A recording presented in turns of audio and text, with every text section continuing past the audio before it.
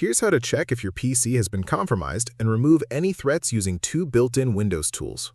Press the Windows key and search for Windows Security. Open it.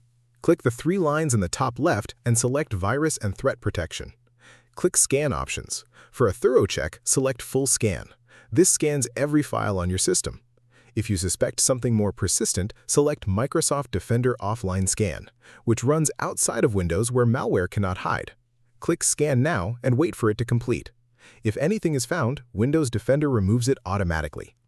For a second layer of protection, press Windows R, type MRT, and press Enter.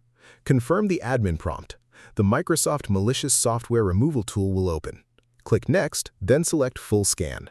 This tool specifically targets known malware families and runs independently from Defender, giving you a second opinion scan.